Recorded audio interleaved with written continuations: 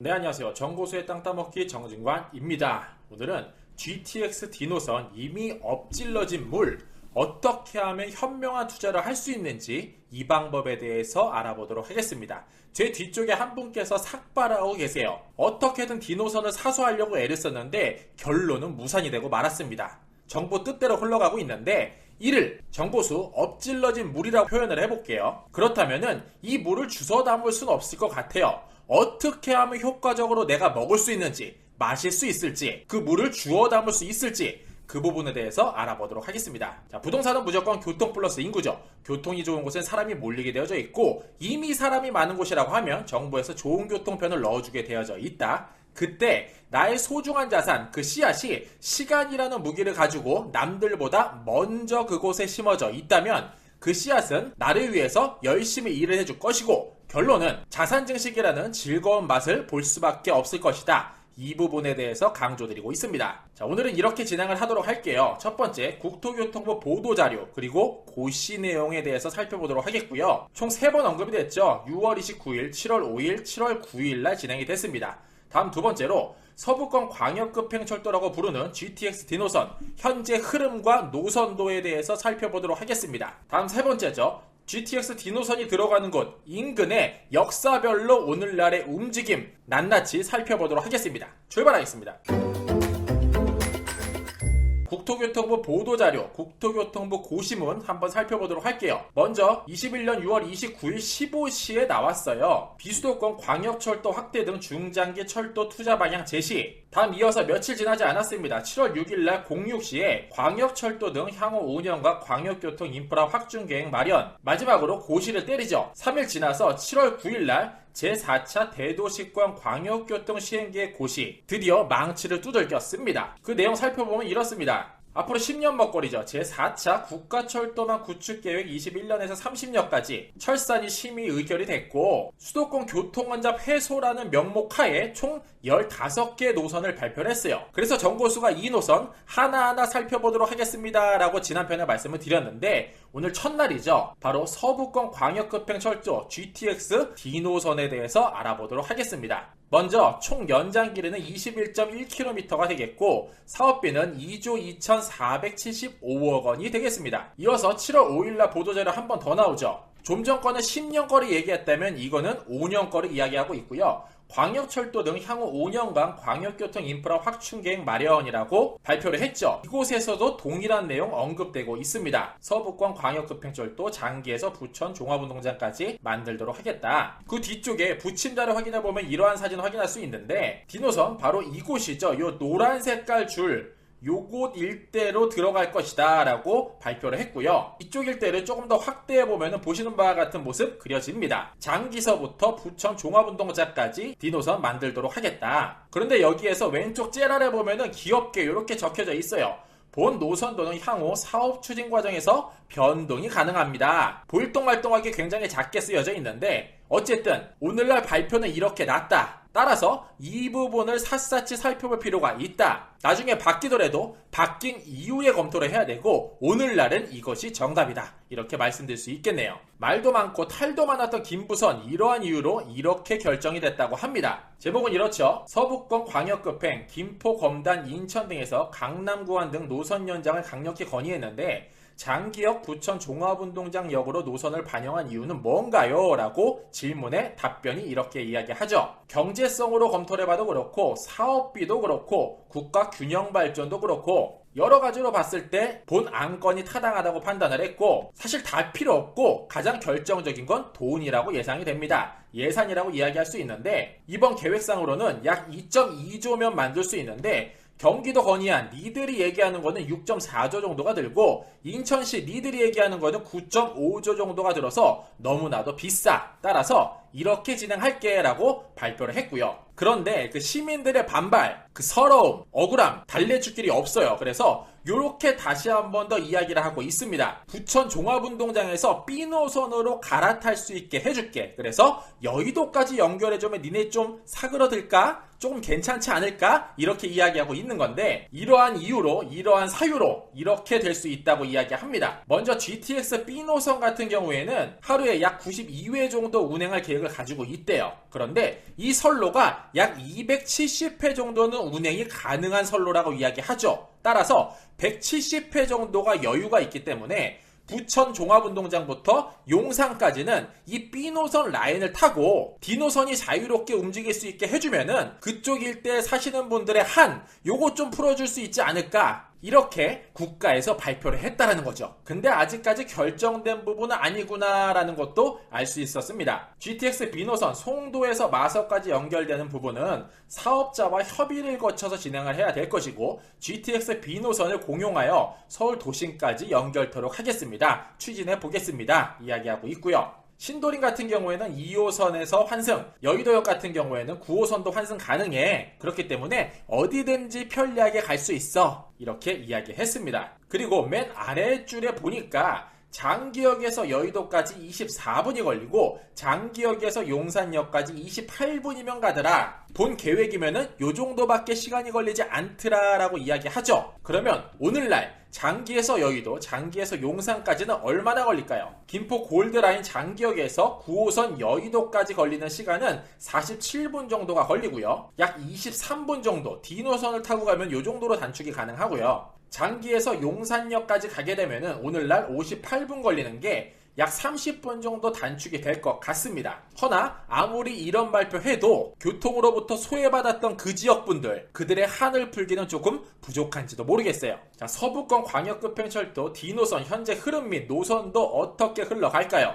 21년 6월 29일자 기사죠. GTX D노선 강남 직결 무산, 김포, 부천 구간만 확정됐다라는 발표 자료가 되겠고요. 기사 내용에서도 그 아직 묻혀져 있다, 남아있다 확인할 수 있었는데, GTX D노선이 당초 지자체 요구한 대로 강남을 거쳐 하남으로 직결돼야 한다는 지역 주민들의 목소리가 여전히 높아 이들의 반발이 쉽게 가라앉을 수 있을지 미지수다라고 이야기하고 있죠. 관련하여 지자체는 어떠한 반응을 보이고 있을까요? 대표적으로 최근에 가장 열심히 일하는 지자체라고 해도 과언이 아닐 것 같아요. 하남을 뽑을 수가 있을 것 같은데, 이곳의 움직임, 홈페이지만 들어가 봐도, 그 메인 페이지만 봐도 느낌을 알 수 있었어요. 하남시 메인 페이지 들어가면은 바로 왼쪽 창에 이러한 모습 확인할 수 있습니다. 수도권 광역급행철도 GTX D노선 청와대 국민청원 진행하고 있고요. 제목은 이렇죠. 수도권 광역급행철도 GTX D노선 김포, 부천, 강동, 하남 연결해서 균형 발전 추진해라. 그 내용 살펴보도록 하겠습니다. 시작은 이렇게 하죠. 저는 김포, 부천, 강동, 하남 D노선 공동 유치를 위해 노력하고 있는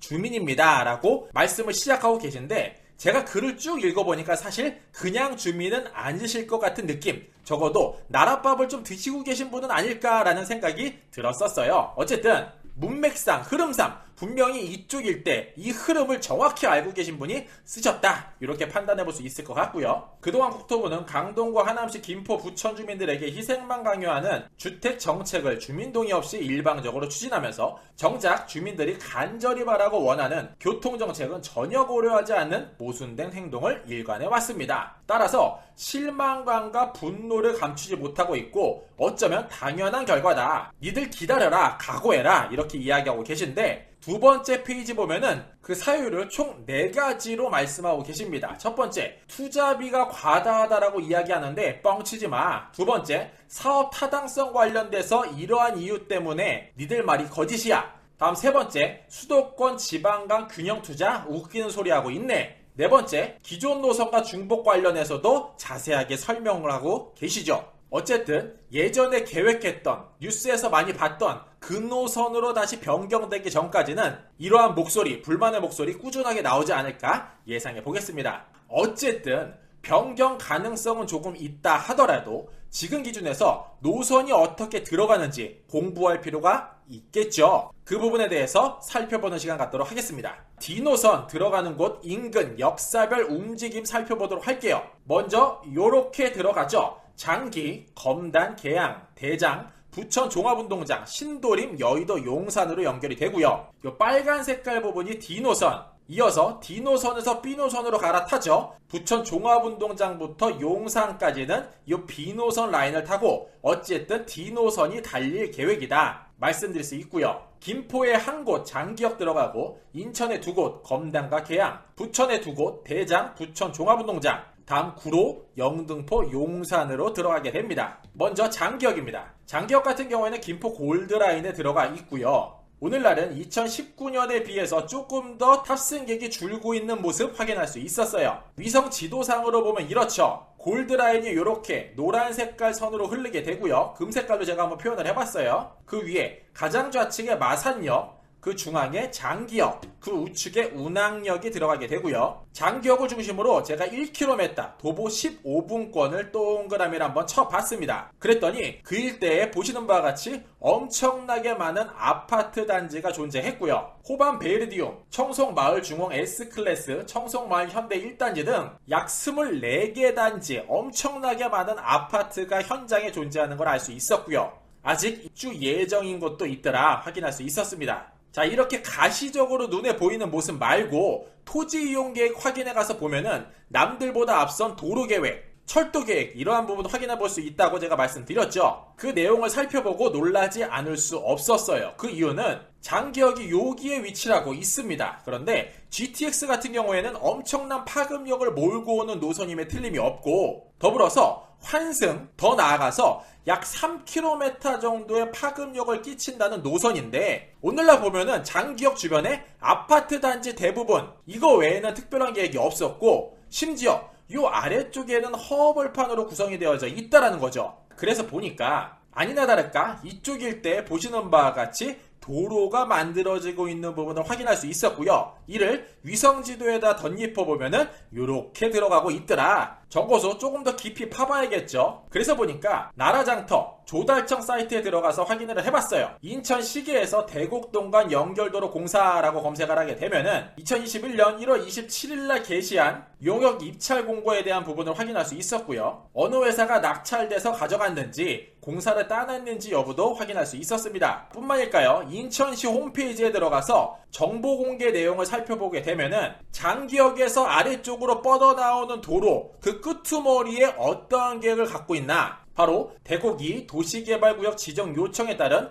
주민 등의 의견 청취를 위한 공람, 어쨌든 꿈틀꿈틀하고 있는 모습, GTX 디노선이 멈추는 그 지역으로부터 아래쪽으로 줄기가 뻗어나가고 있는 모습, 공사업체도 선정이 되고 그 아래쪽에 커다란 도시를 만들 만한 계획, 움직임, 이러한 부분도 확인해 볼 수 있었습니다. 다음 검단역입니다. 검단역을 검토하려면 인천 도시철도 1호선 검단 연장선을 함께 볼 필요가 있을 것 같고요. 먼저 장기역 그 다음으로 이곳에 위치하고 있는 게 검단역인데, 여기 보시면은 초록색깔 선이 하나 더 빠져나가요. 뻗어나가는데 이를 인천 1호선이라고 불리게 되고요. 인천시 홈페이지에 가서 살펴보니 인천 도시철도 1호선 검단 연장선 사업계획 변경, 승인 지형도면 등 게시, 이러한 내용도 확인해 볼 수 있었습니다. 작성일은 21년 4월 29일이었습니다.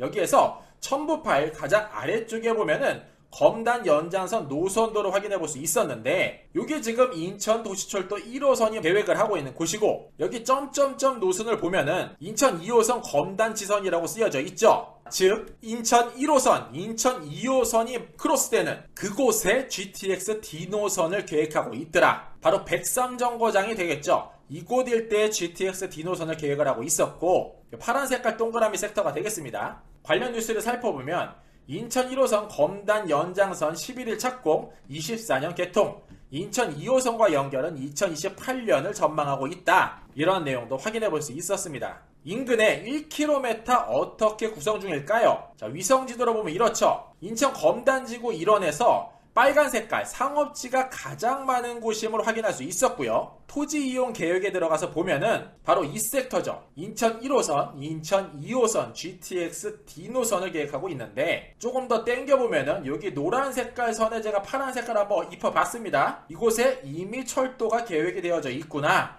이 부분도 확인해 볼 수 있었네요. 다음 계양역입니다. 자, 계양역 같은 경우에는 장기, 검단 찍고 다음 역이죠. 바로 이곳에 위치하게 되고요. 이미 두 개 철도가 들어가 있습니다. 공항철도와 인천 1호선이 되겠는데, 이곳 일대를 2007년부터 오늘날까지 이용객 수로 쭉 살펴보아 하니 2015년도까지 꾸준하게 늘었다가 한 번에 팍 줄어들어요. 그 이유가 뭔가 봤더니 2016년도에 인천 2호선이 개통되면서 기존에 버스를 타고 2역까지 와서 열차를 이용하던 사람이 새로 생긴 전철을 타고 검암역에서 공항철도로 갈아타는 방식으로 변경이 됐다. 그래서 많이 줄어들었다. 이런 내용 확인해 볼 수 있었고요. 그 이후에는 이용객이 비슷했으나 2020년도에 가서 보니까 또 엄청나게 많이 줄어든 걸 볼 수 있었어요. 이 내용은 특별한 사유로 확인할 수 없었는데 정보수 예상은 인천으로 가는 길목이기 때문에 이 코로나 바이러스 때문에 이용객이 많이 줄어들어서 이러한 결과가 나오지 않았을까, 이렇게 예상해 볼 수 있겠네요. 자, 역사 기준 1km 무엇이 있을까요? 인천 계양역 찍고 1km 도보 15분 동그라미 한번 그려봤습니다. 자, 토지 지목별로 보면은 이러한 모습을 그리는데 사실 주변 보면은 죄다 초록색이 대부분이에요. 자, 주택가 조금 들어가 있고 그 옆쪽에 철도 차량 기지를 제외한 나머지는 대부분 그린벨트죠. 녹지로 구성이 되어져 있는데 이곳 조금 더 살펴볼 욕심이 생겼어요. 아니, 살펴봐야만 했습니다. 왜냐? 이곳에 이미 공항철도 인천 1호선 들어가 있고 GTX까지 들어가는데 아무 호재가 없을까? 아무런 움직임은 없을까? 아무런 계획 없을까? 이 부분 반드시 체크해볼 필요가 있겠죠. 그래서 살펴보니까 2021년 6월 30일 날 발표를 했습니다. 인천시 토지정보과에서 인천광역시 토지거래 허가구역 지정 현황을 발표를 했죠. 계양구 내에서 규련동, 동양동, 박천동, 병방동, 상야동, 방축동 일원을 토지거래를 잠가버렸다는 뜻이 되겠는데 그 섹터는 빨간 색깔 빗금 친 부분, 요 섹터 일원이 될 것 같고요. 바로 계양역은 이곳에 위치를 하게 됩니다.